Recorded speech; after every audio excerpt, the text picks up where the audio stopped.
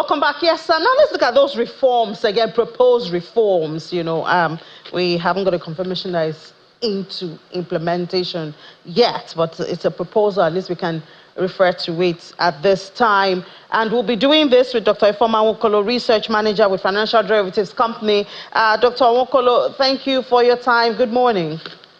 Good morning. Thank you for having me.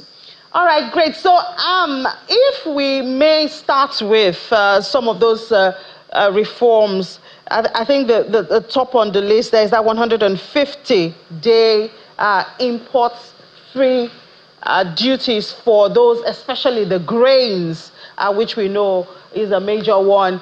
Share with us your thoughts and perspective. I know you've had conversations on this at Financial Derivatives Company. What are some of the expectations that we should be having from this?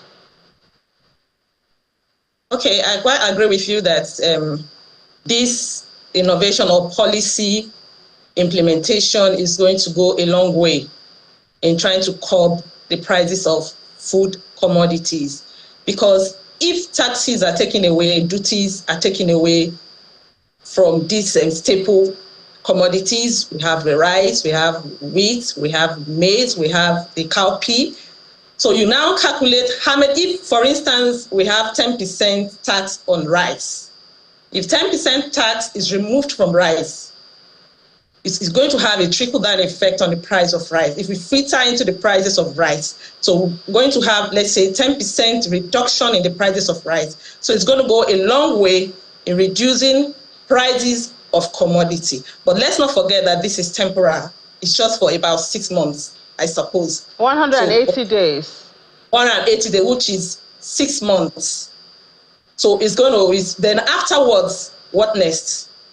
So yeah, but even before we go to afterwards, we just saw the value of the naira. It's still dropping. And if they're going to import, thankfully, no import duties, but they're still going to look for the FX to import. And if the value of the naira keeps dropping, eventually we might feel maybe very minimal impact of it.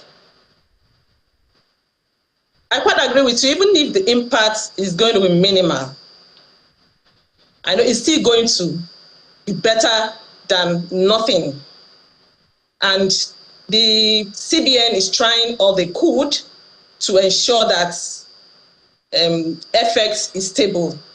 FX is stable. And if we see for quite some months, about 2 months now, the price of dollar has remained stable. We just have a little thick few days from now. So we believe that when they're able to fix these things and prices are stable and FX prices are stable, I know that even if it's going to be minimal, we are going to see some impact. So I think we should go back to, that issue that you brought up about afterwards. It's 180 days, that's about 4 months. So after the 4 months, is there something we could be doing, within that 4 months to give us a bit of security for after the 4 months? Okay, that's a good point. I quite agree with you. Afterwards, after the 6 months, what happens? So there is need for us to begin to address structural issues we have. Because if we talk about food inflation, which is the main or core driver of inflation, it is underpinned by structural issues. We begin to address the issue of insecurities in this case where food are produced, so that farmers can have access to their farms, and also address the issues of post-harvest losses. Because most times, these commodities, we don't have storage for these commodities. So government should also put in place all this before that 6 months elapse. If otherwise, it's just like you are running water on a rock. So we just see the effect, a short-time effect, and we go back to square zero if proper measures are not put in place to address the issue. So, but at least for that period of 180 days, that's 6 months and 4 months, how do we expect that to affect our inflation numbers, even if it's temporal? Of course, yes, we're going to see a shift a downward shift in inflation numbers. Recently, we begin to see some decline. That is month-on-month inflation, which reflects the real inflation rates. Okay, so we have seen that there has been a trend over the month. Over 3 months now, we have seen a trend of decline, taking a downward trajectory. So it's going to have, at least on food, it's going to have impact. Food inflation is likely going to decline sharply before the end of the 6 months. There's going to be a sharp decline in food inflation, which will also impact the headline inflation. So you think perhaps this is the plan that the government had when they set up that target? I know the CBN has a target of inflation. The last time I spoke with, the Chief Executive Officer of your company, FDC, Mr. Bismarck Arani, he had said that he expects inflation to be at about 24% by the end of the year. Because if we look at 6 months from now, I think that's like the first month or so of next year. So do you see this leading to that 24% perhaps inflation at the end of this year? Of course, it's going to go a long way to bring about a decline in inflation. But let's not forget, it's going to go a long way. Looking at it from September, because when you put up a policy, there's a policy implementation, it takes time for this policy to begin to have effects on the economy or trickle down on the people. So that process is called transmission lag. So after the transmission lag, we are definitely going to begin to see inflation taper starting from September, October, we're going to see inflation taper. And by the end of the year, we're going to see.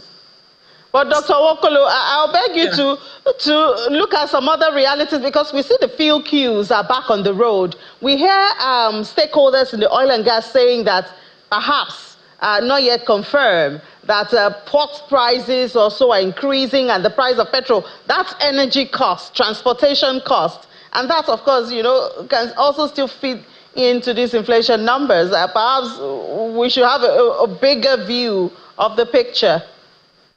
Yes, even though we are projecting there's going to be a fall, there are some factors that are going to derail this trend. And those factors are even the minimum wage, proposed minimum wage. Because when minimum wage is increased sharply without a corresponding increase in aggregate outputs, it's going to be a problem. All belts will be on loose.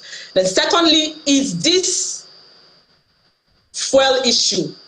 So if it continues like this, I'm sorry, we may not be able to achieve it. So these are the things that may really obstruct these projections.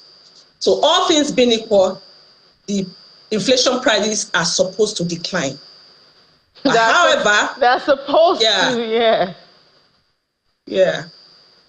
Yeah, go ahead. However, these factors are the things that will either make or mar projections. Then we have, what else we have? We have the fuel prices that we are seeing now. We have queues all over the place. So we don't know if this particular announcement by NNPC takes effect. I really do not know if we are going to meet that projections. Yeah, well, then the money supply is another big issue.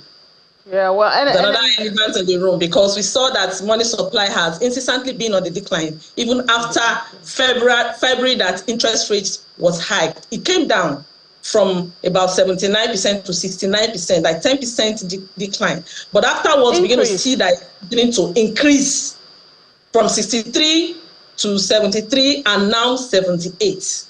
So it's another big factor that, if not curtailed, these projections may not see the yeah, I guess as with almost everything in life, we have to be intentional if we really want to. We cannot just make pronouncements and hope that the target will be met. But thank you so much for your time, Dr. Ifeoma Nwokolo, Research Manager at Financial Derivatives Company. Thank you for having me.